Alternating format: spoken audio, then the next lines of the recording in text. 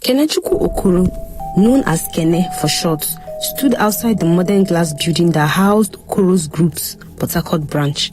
The shiny exterior reflected the rising sun, casting a light on the company's image as a successful empire. Inside, it was supposed to represent the legacy of his father, Chief Emeka Okoro, a name that was known across Nigeria, featured in magazines and social media as one of the most powerful business figures in the country. Yet, standing there now, Kene felt far from his father's shadow. He wasn't the heir to the empire today. Today he was just another new cleaner. Kene had decided to go undercover. No one at this branch knew who he was. He had erased every trace of his identity. His father's name, his face, and the family's wealth meant nothing here. He had applied for the job with a false name, Chijioke Eze, a name that would ensure no one made a connection to the Okoro family. He was determined to track the corruption, the embezzlement, and the mistreatment of workers he had heard about, all while keeping his true identity hidden. His first day on the job was a slap of reality. The office was pristine, the building state-of-the-art, with walls made of polished glass and sleek marble floors. Yet, beneath the shining surfaces, Kenneth saw the ugly truths. The workers were lazy, unprofessional, and their disregard for their responsibilities was so appalling. His first task was to clean the office bathrooms. As he walked down the hall towards the restroom, he overheard two female workers gossiping near the elevators. One was applying lipstick with a small mirror, while the other was typing lazily on her phone. "I swear, Chika, this place is a mess," the first woman said, still focused on her makeup. "The new cleaner, he's so good looking. Maybe he can clean our messes too." Chika giggled. "Don't worry, I'll get him to do it. New guys are always eager to please." She applied more foundation and glanced at Kene, who stood in the hallway staring at them, unsure whether to proceed or say anything. The two women didn't even notice him. They just carried on with their conversation, laughing as though he weren't standing right there. When he stepped into the restroom to begin cleaning, one of the women from the gossip session walked in after him. "Hey, can you clean the break room too? I left a bunch of crumbs on the table," she said, smirking as she casually set down her paws. "I'm cleaning here," Kene replied, trying to regain his composure. "Oh, right," she said, rolling her eyes. "But hey, the break room needs a good sweep too. Do it later, will you?" Kene held back his frustration and nodded. It was clear that the women in the office had little regard for their work or for him as the new cleaner. It wasn't just laziness, it was entitlement. As Kene mopped the floors in the break room a little later, he overheard more of their chatter. It wasn't about work. It was all gossip, makeup, and idle talk. No one here seemed to care about the company or the workers who depended on their pay. It was all about appearances and power dynamics. The female workers seemed to view Kene as a tool to bend to their will. They teased him, called him over to clean up their messes, and didn't hesitate to tell him how they expected him to serve them. "Come on, you're the new cleaner. Clean this up. Make sure it's spotless," one of the women said with a smug grin, flicking her fingers at a spilled cup of coffee she had left on the table. Kene didn't have much choice. He cleaned, trying not to react to the mocking and subtle power they wielded over him. They made it clear that they viewed him as beneath them, and yet they were using his good looks to manipulate him. When his shift was finally over, Kene felt drained. The physical work wasn't difficult, but the mental exhaustion of enduring constant condescension, insults, power plays from the women was taking its toll on him. He had to keep reminding himself that this was the only way to uncover the truth and fix the corruption he suspected that was so deep into the company. On his second day, Kene was assigned to a different part of the building. The office, designed with sleek modern furnishing, still looked pristine, but now he was seeing more. Workers were talking behind closed doors, whispering about the delays in salaries, the extra unofficial payments they were forced to make to supervisors, the shady dealings they had to cover up for each other. Kene had to bite his tongue, pretending to be just another worker, a nobody who had no idea of what was really going on. He overheard a conversation between two managers in one of the hallways. One of them, a senior manager named Mr. Okafor, was talking in hushed tones. "The CFO, Tony Ojo, is playing games with the books. We are going to lose a lot of money if we don't act fast," Mr. Okafor said, glancing over his shoulder. "I know," the other man replied, "but Ojo is too smart. He's got everything covered, including the board members. If we don't get someone on the inside, we are screwed for life. Kenneth's heart pounded. This was it. The corruption was bigger than he imagined, but he had to be careful. If he was too obvious or too eager, he would blow his cover. By the end of the week, Kenneth had seen enough. The workers in Port Harcourt weren't just suffering from delayed salaries. They were being exploited, manipulated, and forced to cover up for higher-ups who were pocketing millions. Every day, Kenneth endured more insults, more demeaning behavior, but each day also brought him closer to the truth. Despite his good looks, Kenneth quickly learned that here, no one cared who he was or what he represented. They didn't know that the heir to Okoro Empire was scrubbing floors and mopping hallways. All they saw was a new cleaner who could be bossed around, pushed to his limits and ignored by everyone. But Kenneth was determined. He knew he couldn't give up. He had to survive the bullying, endure the insults, and find out who was behind the massive corruption draining the company dry. As the week went on, Kenneth changed. The new cleaner they saw was someone they could manipulate. But beneath the surface, he wasn't just Chijioke Eze. He was the son of the chairman, and he wasn't about to let the company he was meant to lead go down in flames. Kenneth's second week at the Port Harcourt office was even more grueling than the first. As he continued his routine as a cleaner, he became more aware of the simmering corruption that lurked in every corner of the office. The workers continued to treat him with disdain, but Kenneth had learned to suppress his anger. He had the job to do. He had to remain unnoticed, keep his head low, and observe everything. It was no surprise to Kenneth when he overheard the same female workers gossiping about their weekend plans during lunch. He was stationed in the cafeteria to clean up tables, a job that brought him face to face with the office employees. The women took every opportunity to belittle him, assuming he was just a cleaner. He had no voice in the matter. "Oh, I'm so tired of this place," one of the women, Adako, sighed dramatically, flipping through her phone. "Do you know the manager gave me another task that is not even in my job description? I swear, they think we are all slaves here." Her friend Choma laughed. "You're lucky they haven't made you clean the bathrooms too. I heard the new guy is stuck doing that. Poor guy." Kenneth's heart sank at their words. They were right. He was stuck doing the menial jobs, cleaning bathrooms and scrubbing floors, while the managers and senior staff did little to help. But it wasn't the physical work that bothered him. It was the way they treated him. They saw him as nothing more than a tool for their whims. Another worker, a middle-aged man named Emeka, stood nearby, his arms crossed as he watched the conversation unfold. His eyes shifted towards Kenneth. "Why are you standing there, Chijioke?" Emeka called out, using the fake name Kenneth had given him. "Clean the table. Clean that table. It's a mess." Kenneth nodded quickly and moved towards the table. He could feel the man's eyes on him as he wiped it down. Every move Kenneth made was under their scrutiny, so he had to keep his composure. He couldn't afford to let his true identity slip. Not now, not when he was so close to finding out who was behind the company's troubles.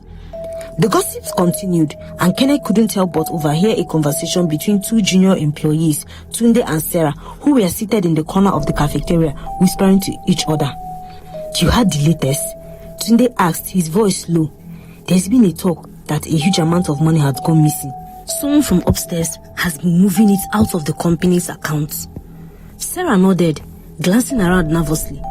"Yeah, I heard it too. They say it's an offshore account, and the big bosses are just covering it up, but no one knows who's behind it." Kenneth's heart raced. This was exactly what he had been suspecting all along. The money was being siphoned out of the company, and no one knew who was doing it or how, but there was something even more troubling. Someone at the top was involved, someone who could make it disappear without anyone noticing. The pieces were all starting to fall in place, but he was still missing key information. His thoughts were interrupted when Adako, one of the women who had mocked him earlier, strutted over him with a fake smile plastered on her face. "Hey, Chijioke," she called out sweetly. "Can you do me a favor? There's a huge mess in the ladies' room. It needs cleaning. You know, you're such a nice guy, always so helpful." Kenneth clenched his jaw but forced a smile. "Sure, I'll get to it right away, ma." Adako smirked and turned away, satisfied with her manipulation. As Kenneth made his way to the restroom, his mind raced. These workers, especially the women, had no regard for him. They saw him as nothing more than a tool to fulfill their whims. They were using his good looks to get him to do their work, and it seemed the more he worked, the more they tried to bend him to their will. When he entered the restroom, it wasn't as bad as Adako made it out to be. It was just a little messy, nothing more than the usual wear and tear from the day, but that wasn't the point. She asked him to clean it because he was new, because he was expected to submit to their commands. It wasn't just the task, it was the power she felt she had over him, and Kene hated it. As he scrubbed the floor, he overheard another conversation in the hallway. This one was between two senior employees, Mr. Okafor and Mrs. Ugochi, who were speaking in hushed tones just outside the restroom. Kene stood motionless, hoping they wouldn't notice him. "We need to make sure the audit goes smoothly," Mr. Okafor said. His voice was low and urgent. "Kuni must not find out what we're doing, not until it is too late." Mrs. Ugochi, the head of operations, responded, her voice dripping with suspicion. "Are you sure it's going to work? The numbers don't add up. If we don't fix it, we'll all be in trouble." Mr. Okafor glanced down the hall as if checking for his droppers. "Just do your part. We'll get the money, and once it is moved, we can cover our tracks. No one will ever find out." Kenneth's stomach turned. He had suspected it for a while, but hearing their conversation confirmed his suspicions. These senior employees were involved in the embezzlement, and they were working together to make sure they covered their tracks. Kenneth was sure of it now. This wasn't just poor management, it was deliberate fraud. The conversation ended and Kenneth hurriedly finished his work. He needed to gather more information, but he had to be careful. The walls were closing in. The people he worked with were involved in something far bigger than he imagined, and he couldn't let them catch onto his investigation. That night, when Kenneth returned to his small rented apartment in Port Harcourt, he sat at the kitchen table, his head spinning with everything he had learned. The pieces were starting to fall in place, but it was clear that whoever was behind this operation was powerful. They were smart and they had control over everything: the employees, the money, and even the audits. Kenneth knew he couldn't back down now. If he did, everything his father had worked for would be lost. The corruption was too deep, and if he didn't uncover the truth soon, the company might not survive. His father's word echoed in his mind: "Find out who is behind this and fix it." Kenneth had promised to do just that, and he would. But as he lay in bed that night, the weight of his mission pressing on him, Kenneth realized something important. He wasn't just fighting for his father's company. He was fighting for the truth. The workers who were suffering, the people who had been deceived, and even the ones who were too scared to speak up. They were counting on him. He had to expose the truth no matter the cost. Kenneth woke up the next morning with a sense of unease. The air in his small rented room felt heavy, like it was pressing down on him. The previous day had left him unsettled, his mind racing with the things he had overheard. He had always known that there was something wrong with the company, but hearing these conversations confirmed it. There was corruption at the highest levels, and the employees, those who should have been working for the greater good, were instead contributing to the downfall of the company. He couldn't shake the images of the workers gossiping, wasting their time where others were being manipulated into covering up the theft.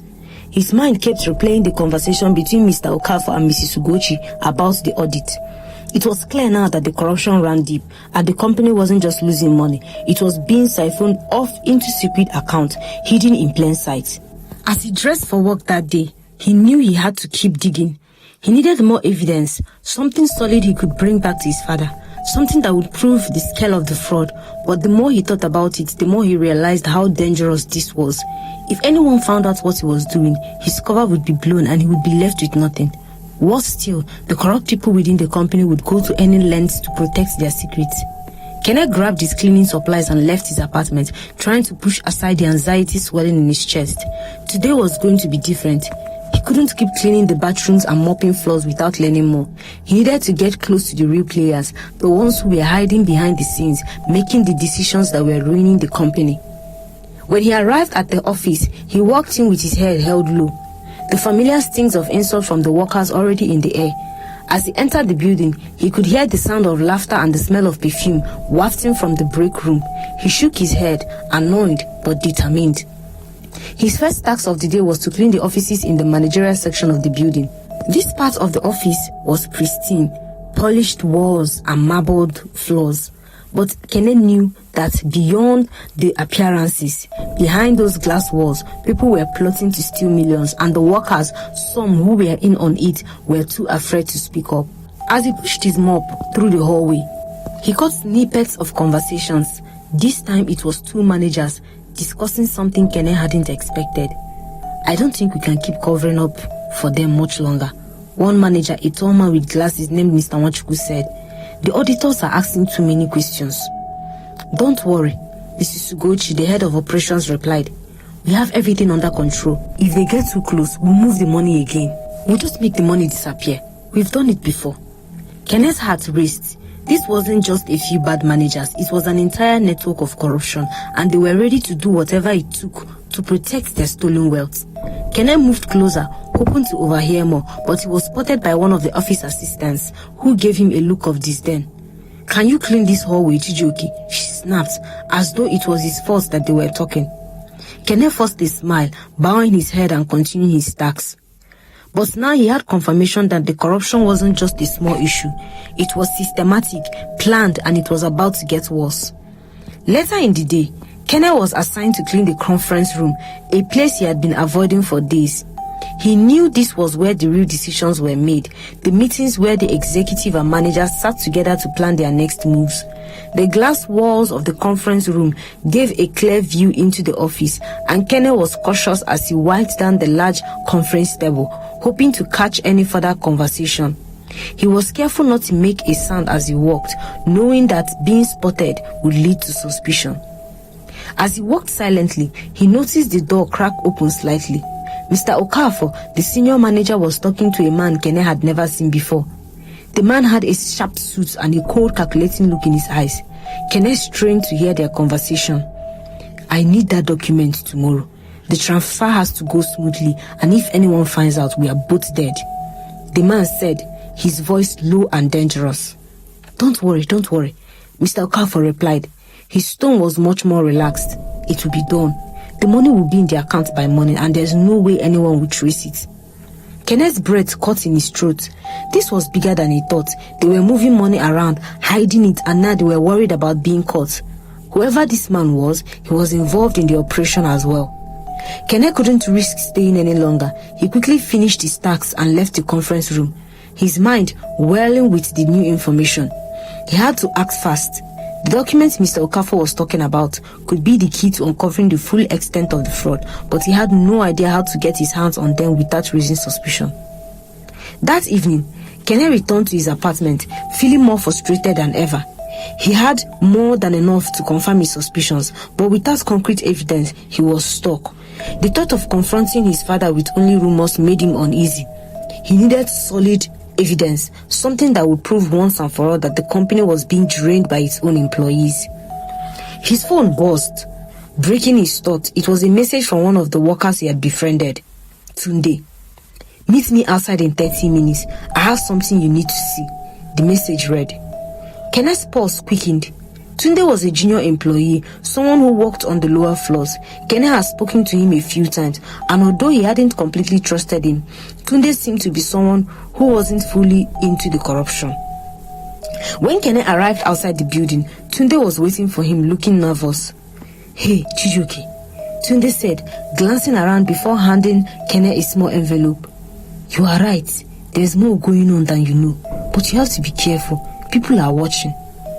Kenneth opened the envelope and found a few printed pages, documents with names, dates, and transactions. The names on the pages were familiar: managers, senior staff, and even the CFO, Tony Ojo. It was a list of offshore bank accounts linked to the company, with large sums of money moving in and out over the past few months. "This is it," Kenneth whispered, his heart racing. He finally had the evidence he needed. "How did you get this?" Tony hesitated. "I have a friend who works in accounting. He saw something he wasn't supposed to. He didn't want to be involved, but he knew it was wrong. He sent me this." Kenneth nodded, his mind already working through the next steps. He had to get these documents to his father. It was proof of theft, but he also knew that the people involved wouldn't let this go without a fight. He looked at Tunde and said to him, "You've helped me more than you can imagine. I'll make sure this gets to the right place." Tunde gave him a nervous smile. "Just be careful, okay? The more you dig, the more dangerous it gets." Kenneth nodded, his resolve hardening. He wasn't going to back down now. The path was clear. Expose the corruption, shut down the thieves, and save the company. It wouldn't be easy and it wouldn't be safe, but Kenneth was determined. His father's legacy was at stake and he wasn't going to let it crumble under the weight of greed. Kenneth had begun to think that his time at the Port Harcourt branch would be nothing but days of insults, silent observation, and secret note-taking, but that was before she walked into the story. Her name was Amaka Obase. The first time Kene noticed her was on a chaotic Tuesday morning. The office was buzzing with its usual noise, chatter, laughter, and the sharp clinking of high heels across the marble floors. Kene was on his knees in the lobby, scrubbing a coffee spill that Adako had accidentally poured onto the floor. Adako stood a few feet away, arms crossed, smirking as she whispered loudly to Chioma, "See as fine boy dey kneel down like houseboy. If I say lick the floor, he go do am." Chioma giggled, her voice dripping with wicked satisfaction. "Ah, this one na mumu. Fine face, empty brain." Kene kept his head low, fist clenched. The humiliation was sharp, but he had learned not to react, not yet. Then suddenly a calm but commanding voice cut through the gossip. "Excuse me, ladies." Kene raised his eyes slightly, and there she stood, Amaka. Her face was calm, yet her eyes were sharp like a blade. She wore a neatly fitted blazer over a cream blouse and dark trousers.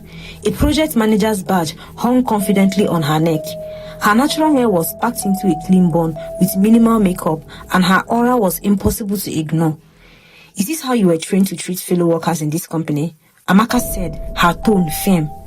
Adaku's smirk dropped immediately. "Ah, Manager Amaka, we were only joking." "Joking?" Amaka's eyes narrowed. "I don't find bullying funny, do you?" The silence was loud. Even Chioma looked away, fidgeting the hem of her dress. "I'm sure you both have work to do," Amaka finished, her gaze still steady. Adako grumbled and walked away, pulling Chioma along with her. Kenneth stood slowly, grateful but cautious. He gave Amaka a small nod. "Thank you, ma." "Don't thank me yet," Amaka replied softly, her voice kinder now. "You shouldn't let people walk over you, no matter your position." Kenneth managed a small smile. "I'm just trying to keep my job." Amaka gave him a brief look, studying him. "What's your name?" "Chijoke," Kenneth lied smoothly, sticking to his cover. "I'm new here." She nodded once. "I'm Amaka. If anyone bothers you again, come to me." With that, she turned and walked away, leaving Kenneth standing frozen, surprised by her kindness. Over the next few days, Kenneth noticed something else about Amaka. Unlike most of the staff who spent their time gossiping or misusing office hours, Amaka was always working, always moving, always focused. She led her project team with skill and never raised her voice, but her commands were always respected. And more importantly, she didn't tolerate nonsense. Whenever the bullying started, whether it was from Adako, Chioma, or even the arrogant supervisors, Amaka found a way to step in, sometimes directly, sometimes indirectly. It wasn't long before Kenneth realized that she was one of the few genuine people in the building. But it wasn't just the workers who caused trouble. The real problem came one afternoon when the supervisory team from Lagos headquarters visited the branch for an inspection. Leading the team was Obinna Eze, a tall, flashy young man with a wide smile and an even wider ego. His father, Mr. Eze, was the deputy general director at the Lagos headquarters. Everyone knew that Obinna only held power because of his father's position. He strutted into Port Harcourt branch as if he owned the place, backing orders, speaking rudely to staff and demanding attention. Obinna also happened to be Adako's boyfriend. The moment he arrived, Adako was clinging to him like gum on a shoe, parading him proudly through the office like a trophy. "Babe, tell them how the HQ does it," Adako purred one afternoon, clinging to Obinna's arm. Obinna, smirking, looked around the junior staff and shouted, "In Lagos, if a cleaner talks too much, we sack him on the spot." His eyes landed on Kene, who was quietly wiping the glass partition. Obinna laughed. "See this one? Chijoke, right? Better know your place before you lose your job." Kene gave a respectful nod, staying silent, but inside his blood boiled. What Obinna didn't know, what none of them knew, was that Kene was no ordinary cleaner, and even worse for Obinna, Kene was close to getting the truth. Obinna's father was at the center of the embezzlement scandal that has been draining the company. The more Kene listened and observed, the clearer it became that funds were being authorized from the top, and the chain led straight to the Deputy Director General's office in Lagos. Transactions were being signed off under the guise of project expenses and maintenance fee, funneled into ghost accounts abroad. Mr. Eze was the architect, and his son Obinna enjoyed the privilege and power that came from his father's evil. But there was one more twist Kene hadn't expected. Amaka was leading one of the key projects that had been used to cover the fraudsters' transfer, yet she had no idea. She worked tirelessly, honest and focused, unaware that the budget reports she submitted were being altered after they left her hands. Kenneth saw it clearly. Money meant for real development was being repackaged by higher management, inflated and sent to fake vendors. Kenneth knew he had to warn her, but how could he? He was just a cleaner. If he spoke too much, they might fire him or worse, suspect him. His disguise had kept him safe so far, and he was not willing to risk it because any wrong move could end the mission.